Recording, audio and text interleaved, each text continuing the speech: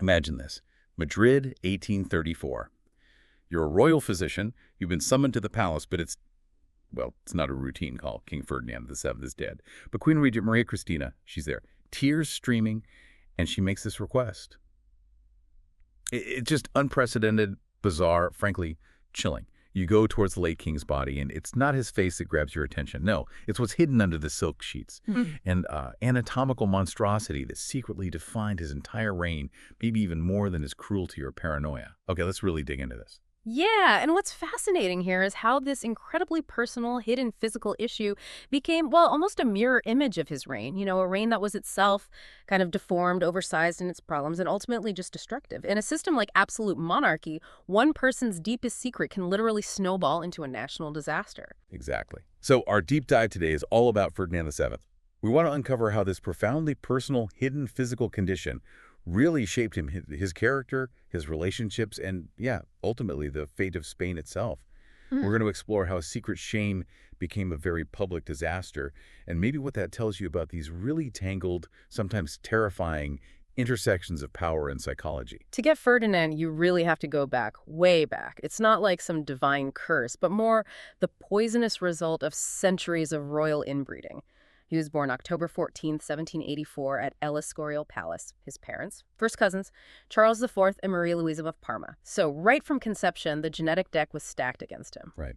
It's a pretty stark reminder, isn't it? This whole pursuit of, dynastic purity by marrying close relatives, cousins, uncles, nieces. It didn't always secure power. Often it created what historians now call a genetic nightmare. Exactly. We see it with the Spanish Habsburgs, then the Bourbons.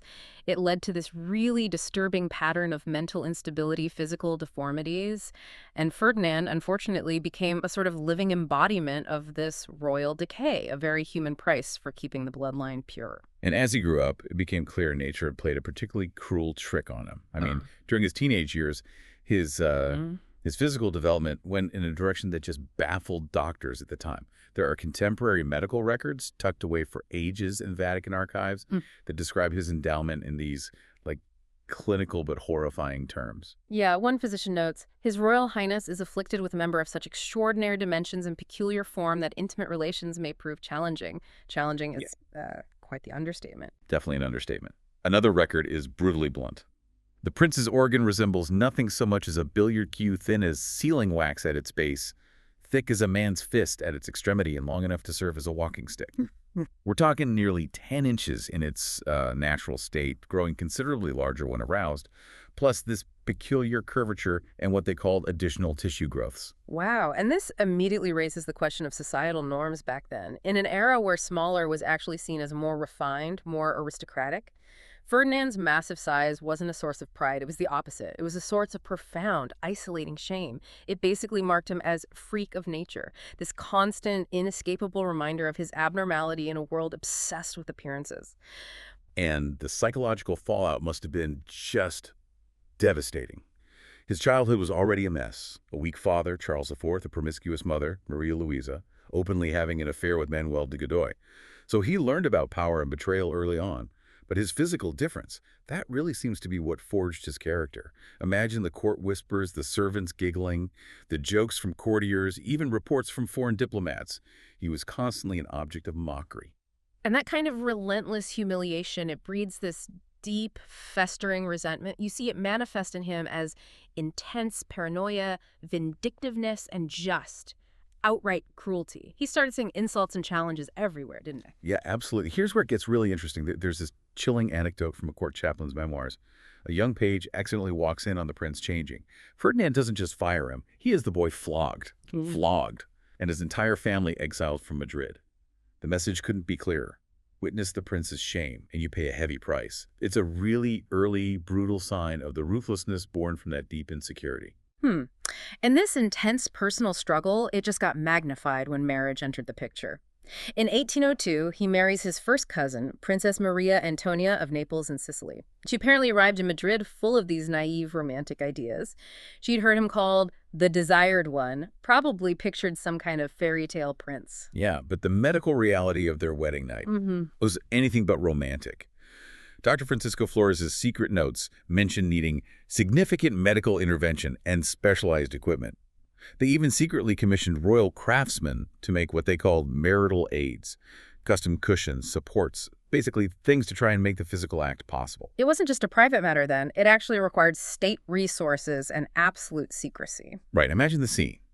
The bridal chamber, filled with these special preparations, custom cushions, oils, salves, these implements that look more medical than romantic. Maria Antonia, completely sheltered, had no clue. When Ferdinand actually revealed himself, she reportedly just lost it, screaming, "Monster, monster," describing him as like a great club with a thin handle. Gosh. So what followed wasn't a romantic wedding night. It was more like a grim medical procedure. Physicians had to be called in. Maria Antonia needed laudanum, a strong opiate, just to endure it. This led to addiction and what we'd now clearly identify as severe sexual trauma. The psychological impact on both of them must have been devastating. It sounds like a truly twisted beginning, and it really set the stage for a relationship, and you could argue a whole reign built on pain and just desperate measures. Their attempts to have an heir became this ritualized nightmare, apparently performed with a kind of clinical efficiency. Ferdinand grew increasingly desperate. He got it into his head that his wife's obvious disgust was somehow magically preventing conception. So he started trying increasingly bizarre things. Oh yeah, he went to extraordinary lengths. He ordered special restraints, literally leather and silk contraptions made by saddle artisans to hold Maria Antonia in place. He consulted astrologers, mystics, even alchemists.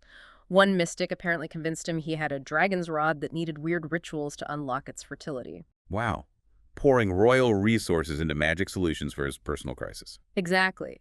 And then, incredibly, Maria Antonia did get pregnant twice. The court was overjoyed. Spain waited. But both pregnancies ended in miscarriage.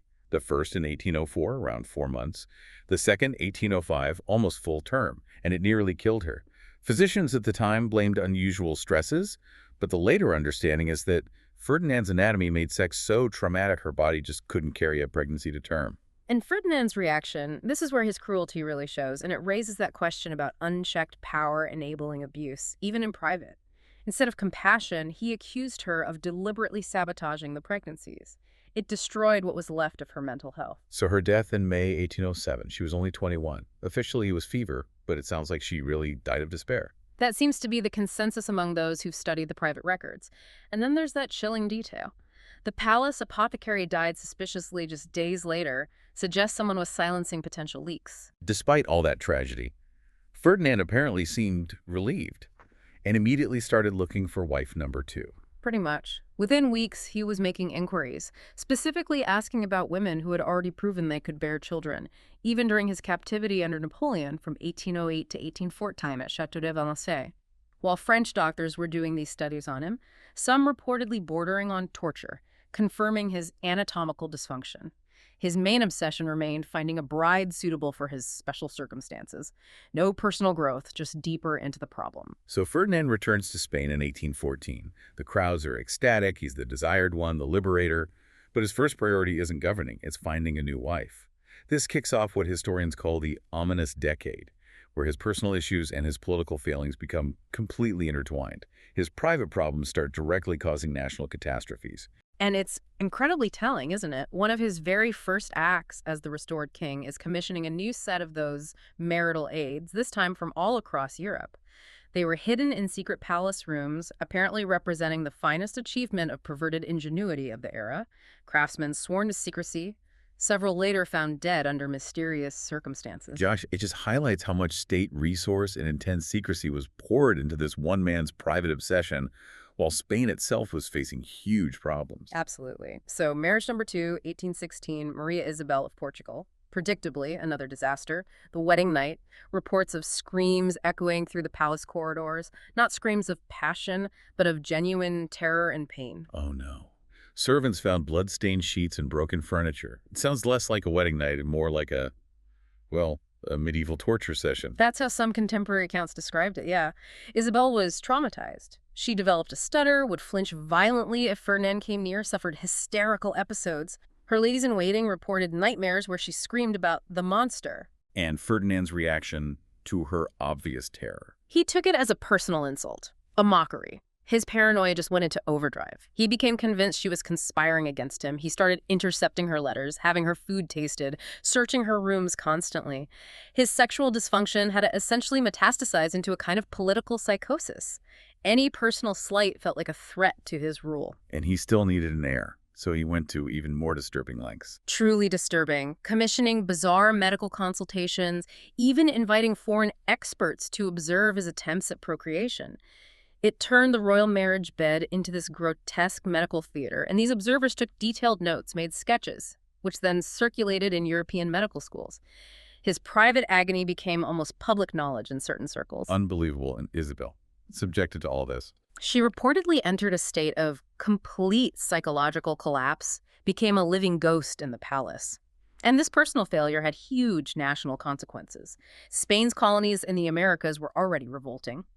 They started using his inability to produce a legitimate heir as propaganda, calling it divine displeasure, depicting him as a sexually impotent tyrant. His personal shame was being used to delegitimize his entire rule globally. How did Ferdinand respond to that? Brutally. Launched new political purges. He even got the Inquisition involved, investigating sexual slander against the crown. He ordered hidden passages built throughout the palace, employed a massive network of spies just to monitor gossip. The court became this paranoid web of suspicion. And Isabel had phantom pregnancies. That must have been just agonizing. Brief hope, then crushing disappointment. A bitter irony mirroring Spain's own situation. Her death in 1818, after just 2 years of this hell, was officially called nervous exhaustion. Private letters hint at self-harm. And Ferdinand's reaction just showed how far gone he was. Convinced she was murdered, ordered multiple autopsies, then had a death mask made, and apparently held conversations with it. The lines of sanity were definitely blurring. Okay, so then comes wife number 3 in 1819. Maria Josepha Amalia of Saxony. Was she better prepared? It seems so. Reports suggest she arrived with her own medical devices and adopted a very clinical approach. She apparently kept detailed records of their scheduled attempts at intimacy. It sounds less like a marriage and more like a series of planned surgical procedures. But even that practical approach didn't work for Ferdinand. No, it seems to have frustrated him even more. Maybe fueled his paranoia. He reportedly became convinced she was documenting his condition to leak to foreign intelligence. And all the while, Spain's collapsing, becoming a European laughingstock. Cabinet meetings apparently got postponed because the king was busy consulting doctors about new fertility gadgets. His private obsession was directly paralyzing the government. So jump forward to 1829. Against all odds, Maria Josepha actually becomes pregnant. Yeah, and Ferdinand's reaction was apparently this volatile mix of euphoria and terror. He hired extra guards, brought in top doctors, but simultaneously consulted mystics and alchemists again. It created this incredibly chaotic, stressful environment around her. And tragic. Tragically, it ended badly. Premature labor. The baby, a daughter, lived only a few hours. Maria Josepha herself died 3 weeks later. Childbed fever, they said, but likely infection compounded by utter despair. Ferdinand reportedly had a complete breakdown, refused to allow burials, demanded impossible resurrections from his doctors. This really raises that question, doesn't it? At what point does a leader's personal mental state become a direct threat to the nation's stability? He seems way past that point here. Well past it, which leads to the final cruel joke. Also in 1829, Ferdinand is 45, facing a 4th marriage, Maria Cristina of Naples. His advisors, desperate for any heir, any stability, hid something crucial. She was already pregnant by another man when she arrived. Seriously? They married her off knowing she was pregnant with someone else's child? Yes. The wedding was apparently a farcical affair because she was visibly pregnant, but Ferdinand, so desperate for an heir, any heir, seems to have willingly accepted this blatant deception. Wow, so the birth of Isabella II in 1830. Should have been this great moment, but for Ferdinand, it was just another source of anxiety. Exactly. He knew she wasn't biologically his. Their whole relationship, the foundation of the succession, was built on this mutual deception, this shared fiction. It really shows the lengths he and the court went to just to maintain the appearance of legitimacy, sacrificing personal integrity, peace of mind, essentially patching over his profound personal failure with a political fix. And his final years sound like a complete descent into paranoia. Extreme paranoia. Midnight raids on Maria Cristina's chambers, drilling peepholes in walls to watch her constantly, these elaborate hour-long food tasting rituals where tasters would literally collapse from stress. Maria Cristina described feeling trapped in a glass cage. And the cost of all this paranoia. Immense. It drained the Spanish treasury, funding his security apparatus and spy networks while people were starving. It highlights the direct financial burden of a monarch's mental illness. His own health just collapsed: insomnia, digestive issues, cognitive decline. He was trapped in this escalating spiral of suspicion and anxiety. The whole court became this bizarre theater of mutual surveillance. Nobody felt safe. And he remained obsessed with Isabella's paternity. Utterly obsessed. Commissioning portraits, consulting genealogists, physiognomists, desperately seeking some kind of scientific proof she was his. The crushing irony is his greatest political achievement, securing the succession through Isabella, even though she wasn't his, was also his most profound personal failure. He got the heir, but not his heir. And then the final degradation.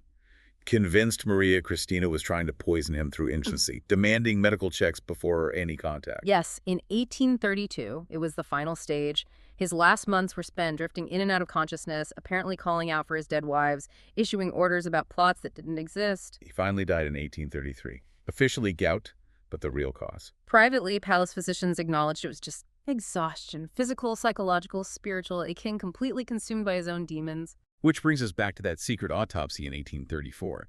The findings confirmed everything, right? The 14-inch preserved member, the scarring, the deformity. But even more disturbing was the discovery of deliberate self-harm from his youth. These secret, desperate attempts at self-surgery that only made things worse and added layers of psychological trauma. And all this evidence, the drawings, sealed away in the Vatican archives. Too disturbing and too politically sensitive. So, what does this whole, frankly horrifying saga mean for us today? Well, Ferdinand's personal story is just completely tangled up with Spain's national legacy. Isabella II inherited a kingdom ripped apart by civil war, economic collapse, international humiliation. Spain, once this global superpower, was basically reduced to a minor European player. It's a direct consequence of a reign so deeply destabilized by the king's personal pathology. The whole thing serves as this profound cautionary tale. Power without wisdom is dangerous, sure, but power combined with severe personal dysfunction like Ferdinand's, it can be utterly catastrophic. Individual psychological damage metastasizes into national trauma. It really hammers home the human cost of that kind of absolute monarchy, doesn't it? Where one man's private problems could literally dictate the fate of millions. His 3 dead wives, his daughter of questionable paternity, his terrorized subjects, a ruined kingdom. They all paid the price for his hidden shame. Okay, let's unpack this. What really stands out to you about how one person's private struggles can ripple out and just reshape a whole nation's destiny? It raises an important question, I think. In today's world, with information supposedly so available, are we actually any better equipped to recognize and maybe mitigate the dangers when personal pathologies intersect with political power? Or are we just more adept at sensationalizing them, perhaps even perpetuating the same cycle of suffering that Ferdinand VII embodied? Something to think about.